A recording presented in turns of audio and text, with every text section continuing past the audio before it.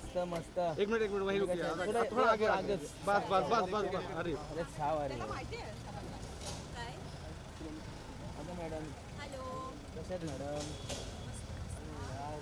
कसे आहात अरे मोबाइल है पीछे. अरे यार बहुत धूप हो गया. तो आपण कैसे काम करा मैडम. तो चलो एक एक स्टेप पीछे तो चलो. बाय चला मॅडम तिकडे फोटो करू ना. थोड़ा दूर. मॅम मस्त दिसत आहेत साडीवर.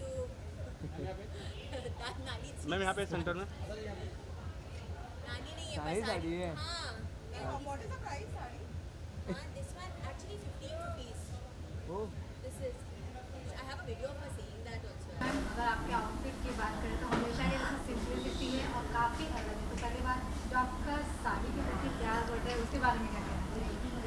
एक्चुअली मेरे 3 रिलीज़ेस थे एक महीने में, तो बहुत टाइम नहीं मिला स्टाइलिंग सब के लिए. तो एक दिन मेरी नानी घर पे थी और वो देख रही थी, हम लोग कपड़े ट्राई कर रहे थे, और उसको पता है कि मेरी जो नेक्स्ट फिल्म है वो हिंदी लैंग्वेज में नहीं है, कोई और लैंग्वेज में है. तो वो कह रही थी कि तुम लोग क्या कर रहे हो, कपड़े ट्राई कर रहे हो, टाइम वेस्ट कर रहे हो, पढ़ना है. तो ऐसे नहीं देखना है कि कौन से दिन पे क्या. तो उन्होंने मुझे कहा कि मेरे साड़ीज़ है, पहन लो, टाइम वेस्ट मत करो कपड़ों पे, फोकस एक्टिंग पे रखो. तो वो अपने पुराने साड़ीज़ इतने सारे 3 थप्पी लेकर आई और शी टोल्ड मी. एंड ये मेरा खुद का टी शर्ट है एक्चुअली, जो मैंने ब्लाउज़ के जैसे पहन लिया. एंड ये मेरी नानी की साड़ी है. It's very old. It's I'll ask her exactly how old, but I remember जब मैं बहुत बहुत बहुत छोटी थी, like 2 and 3 years की थी, तब की है. And it's a 15 rupee sari, that I know. I should get a video of her saying it also. Like 1.5, huh? Even when she said 15, I said 15. So she said, and 15 was very expensive then.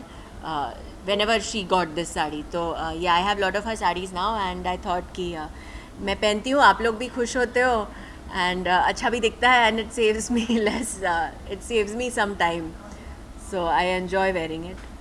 अदा आपने back to back release दिया है, Kerala story, बेनेडिक्टिस Kerala story, Bastar, sunflower season 2. How is your experience? और it's been a long journey, we have experience, और हम आपको south से ही फॉलो कर रहे हैं. आपका लाइफ में जो मतलब चेंजेस है कैरेक्टर के प्रति, क्या कहना चाहेंगे? क्योंकि ऑडियंस आपको हर मूवी में एक नई अदा देखते हैं. जी, how you feel about look centre यहाँ.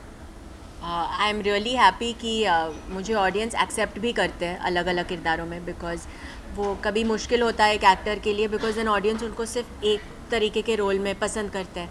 सो लाइक केरला स्टोरी के बाद बहुत सारे लोगों ने मुझे कहा था, एक्चुअली 1920 के बाद बहुत सारे लोगों ने मुझे कहा था कि नहीं, अभी तुम सिर्फ वैसे ही फिल्म मेक करोगी. या केरला स्टोरी के बाद भी पीपल सेड कि नहीं, अभी ये सीरियस वाले रोल्स.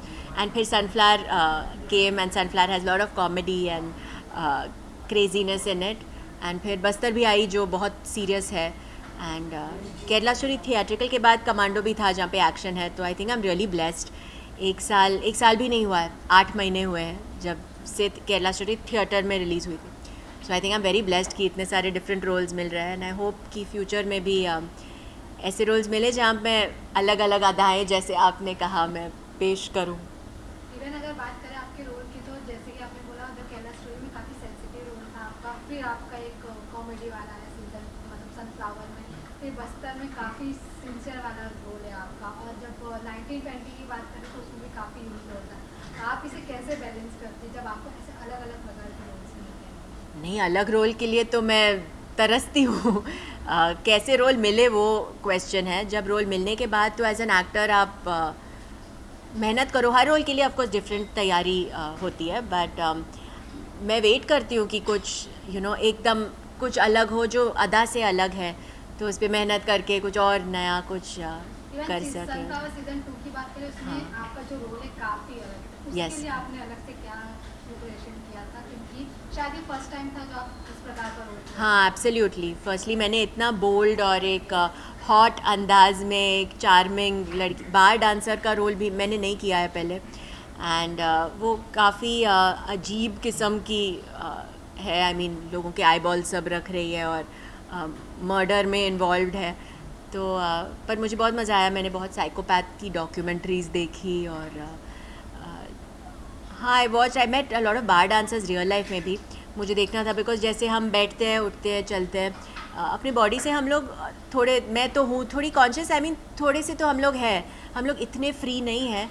एंड मैंने देखा उन लड़कियों का जो अंदाज़ था जब भी वो डांस नहीं कर रहे थे तब भी, लाइक वो ऐसे ही बैठ रहे हैं, जब किसी से बात भी नहीं कर रहे पर वो बैठ रहे हैं, उनका बॉडी लैंग्वेज बहुत ओपन था। तो आई ट्राइड कि मैं वो अपने बॉडी लैंग्वेज में लूँ।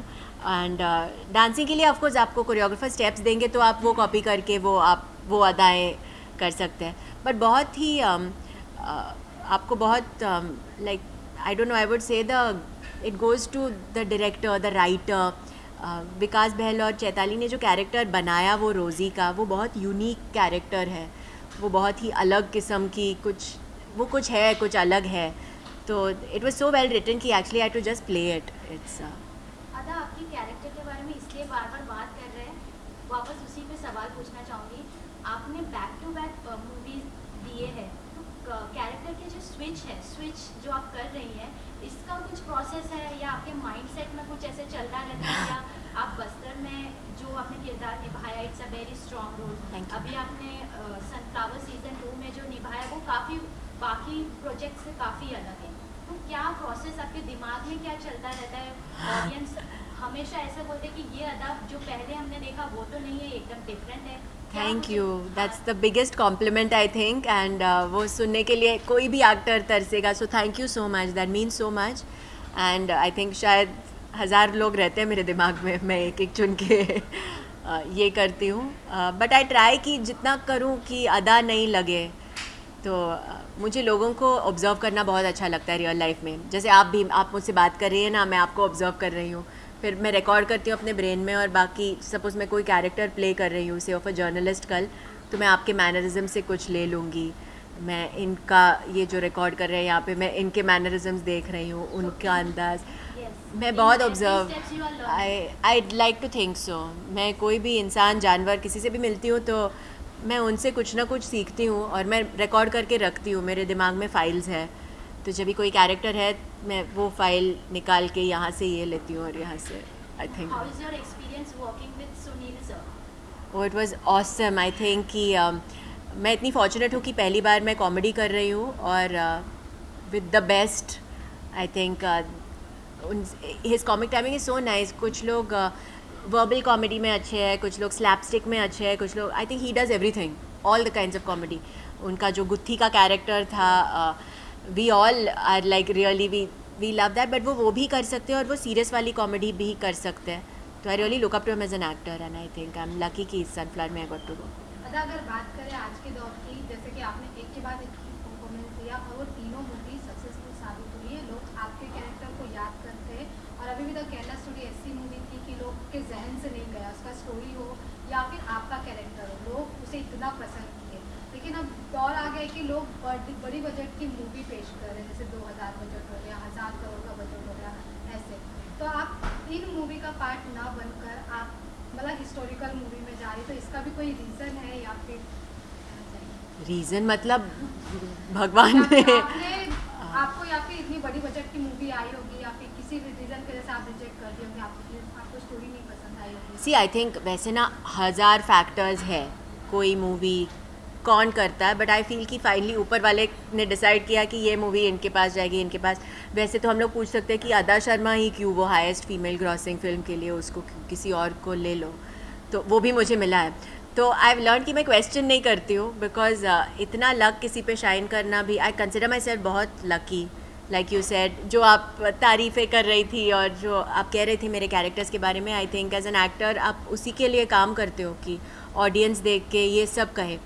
सो आई जस्ट होप मैं अच्छे रोल्स करूँ। एंड फिल्म का बजट थैंक गॉड मेरे हाथ में नहीं है, मैं प्रोड्यूसर नहीं हूँ, तो कोई और वो स्ट्रेस ले, मैं अपने एक्टिंग पे फोकस करूँ। और आई डोंट नो 1 करोड़ या 1000 करोड़ या 100 करोड़ या जो भी करोड़ किसी को भी फाइनेंस करके बनानी है फिल्म, जब ये अच्छा कैरेक्टर है वो मुझे याद करके ले ले। बट या केरला स्टोरी जब हम लोग बना रहे थे तो एक बहुत छोटी फिल्म हम लोग बना रहे थे, छोटी I am saying budget wise, it was an intimate film, हमें लगा कि हम फिल्म फेस्टिवल्स में रिलीज़ करेंगे। तो जब ये बनाई तो वैसे बनाई, पर अभी मैंने एक्टिंग किया जैसे मैं कोई आई डोंट नो 1000 करोड़ की फ़िल्म ही कर रही हूँ, तो एक्टिंग चेंज नहीं होती. अगर मैं म्यूज़िक वीडियो कर रही हूँ या मैं एक ऐड कर रही हूँ या मैं 1000 करोड़ की मूवी कर रही हूँ, मैं एक्टिंग सेम रखती हूँ. तो that doesn't really matter for me. वो प्रोड्यूसर्स का लुकआउट है. इवन जो आपकी उसमें एक्टिंग थी, जो मूवी थी, वो 1000 करोड़ बजट से भी काफ़ी अच्छी थी. Thank you. वाओ, उससे ज़्यादा मैं क्या बोल सकती हूँ फिर. Because then I don't know, आप प्राइस जो आपने कही वो बात तो प्राइसलेस है मेरे लिए. मैंने रिकॉर्ड करके रखा अपने दिमाग में और मैं रोज़ प्ले करूँगी एंड आई से कि वाओ ये क्या लाइन हुई. तो देन या आई don't no, budget is it rupees that you get या ऐसे कॉम्प्लीमेंट्स. मेरे लिए ये कॉम्प्लीमेंट यहाँ है. और तो लास्ट अगर बस्तर की बात करें, क्योंकि सनफ्लावर की बात हो गई, द केरला स्टोरी भी बस्तर की नहीं है, बस्तर एक रियल स्टोरी पर बेस्ड है. तो आप जब बस्तर आपके पास स्क्रिप्ट आया तो आप भी उसके लिए कुछ मतलब हिस्टोरिकल चीज़ें पढ़े या फिर ऐसा कुछ हुआ? हाँ, आई थिंक कोई भी रोल चाहे वो फिक्शनल हो या रियल लाइफ हो तो रिसर्च डेफिनेटली करना चाहिए. स्पेशली अभी रियल लाइफ हो तो डेफिनेटली आप करो रिसर्च. एंड मैं कैरेक्टर प्ले कर रही हूँ जो मेरे से काफ़ी अलग है. उसका जो बॉडी लैंग्वेज है या कुछ भी है. आई वॉज़ लकी कि वहाँ जो आईजीज़ थे मैं उनसे मिली, जो लड़कियाँ सीआरपीएफ में थी मैं उनसे मिली. तो वैसे रिसर्च किया. मेरे वॉइस मॉड्यूलेशन वर्कशॉप्स भी हम लोग ने किया और सुदीप्तो सर ने कहा कि इतना चिल्लाओ ताकि गला फटे. Because I want the voice, सुरीला आवाज़ नहीं चाहिए मुझे. ऐसे नहीं कि वो दंतेवाड़ा से लेफ़्ट लेना, वैसे नहीं चाहिए. शिशु से दंतेवाड़ा में वो यू नो, या मुझे घंटा फ़र्क नहीं पड़ता. शुडंट सर मुझे घंटा फ़र्क नहीं पड़ता. शुडंट बी पोलाइट और सॉफ्ट स्पोकन. तो हाँ, उस पर भी काफ़ी मेहनत हुई एंड आई एम ग्लैड आपको वो अलग दिख रहा है. For an actor that's all I really want. तीनों मूवी में आप एकदम अलग दिखते हो. Thank you. अच्छा, हमने आपको साउथ से भी फॉलो किया. साउथ की आपके जो प्रोजेक्ट्स हैं, मैंने personally heart attack Nitin sir के साथ जो आपने काम किया वो जी. भी काफ़ी, मतलब आपकी जो एक्टिंग है, सिंप्लिसिटी है, वही लोगों को पसंद आती है. Thank you. आपने हिंदी डब देखा या तेलुगु में सब हिंदी में पे? देखा है, हिंदी में वो देखा मेरी आवाज़ नहीं थी पर बट फिर भी जो एक्टिंग है वो connect- आपको अच्छी लगी. audience थैंक को यू. कनेक्ट कर जाती है. Thank you. तो आपसे ये पूछना चाहूँगी, आपने वहाँ शूटिंग किया है, हिंदी इंडस्ट्री में भी शूट किया है, कुछ डिफरेंस है? मतलब साउथ और हिंदी में कुछ डिफरेंस है? अगर हम शूटिंग एक्सपीरियंस की बात करें, एटमॉस्फेयर की बात करें, overall do you find any difference? और दोनों सेम है? क्योंकि ऑडियंस बोलते हैं ना वहाँ का कुछ अलग है, यहाँ का कुछ नहीं, आई थिंक ऑडियंस सेम है. Like you said, finally connect होना चाहिए. आप कहीं से भी हो, आप दुनिया में कहीं पे भी रहते हो. लाइक केरला स्टोरी रिलीज़ हुई लंदन में एंड ऑल, एंड लोग जो हिंदी बोलते भी नहीं है, मलयालम और हिंदी मूवी है केरला स्टोरी, उनको समझ में और उनकी दिलों को वो मूवी ने छू लिया. तो I don't think language is a thing. And actually heart attack मेरे लिए मेरी सबसे बड़ी फिल्म थी तब तक, as an budget wise. And Puri Jagannath is like the biggest director there, और Nitin is like a huge superstar, and they took me in this movie जहाँ पे you know I'm the solo lead, जहाँ पे 8 गाने हैं. डांस नहीं था, वो माइमिंग ऑफ द सॉन्ग्स था and all. But no, it's just connect I think finally. And दोनों इंडस्ट्री सेम है. वी हैड अ DOP जो बॉम्बे से आए थे. So finally no, I didn't really feel very different other than the language, जो मैंने tuition teacher रख के सीख लिया. बिकॉज मुझे जानना है कि लोग मेरे बारे में क्या बोल रहे हैं. तो अगर मुझे भाषा पता नहीं है और मेरे बारे में बात कर रहे हैं, आई डोंट लाइक, तो मैंने टीचर रखा था और मैंने सीख लिया. द केरला मूवी के बाद आपका ये टर्निंग पॉइंट है करियर में? I would like to think so, yes. I would like to think हर एक मूवी को टर्निंग पॉइंट होना चाहिए आपके करियर में, अलग अलग इसमें. बट केरला स्टोरी ने आई थिंक एक बहुत ही बड़ा प्लेटफॉर्म दिया मुझे. एंड आई मीन, हाँ, जो लोग मुझे शायद जानते नहीं थे पहले, I became a household name after that, because सबने देखी है फिल्म. So maybe that way. वैसे turning point is every movie. 1920 hours से मेरा डेब्यू था turning. But yeah Kerala story of course put me on the map. Thank you so much. Thank you. Thank you so much. Thank you so much. Thank you.